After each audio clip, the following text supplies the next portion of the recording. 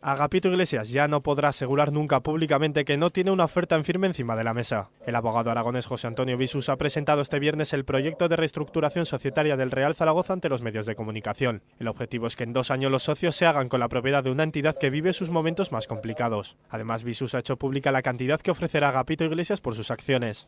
Los aragoneses, con el único fin de que don Agapito Iglesias deje el Real Zaragoza, se le ofrece en estos momentos la cantidad de 2 millones de euros, que corresponden exactamente a reconocer el valor nominal de las acciones que en estos momentos don Agapito Iglesias o sus empresas ostentan en el accionariado del Real Zaragoza.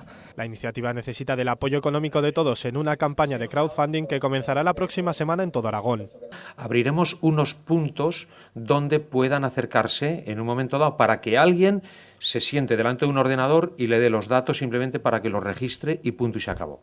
Ponérselo fácil, sobre todo a la gente de una edad que lleva toda la vida siendo socio del Real Zaragoza y que a lo mejor, pues chicos, si mi madre quisiera ser socia del Zaragoza, pues a lo mejor no lo hace porque tendría pánico a ponerse delante de un ordenador. A pesar de no poder desvelar el nombre del manager general por tener contrato en vigor con un club de la Liga, Visus ha asegurado que la semana que viene presentará también a varios miembros del Consejo de Administración.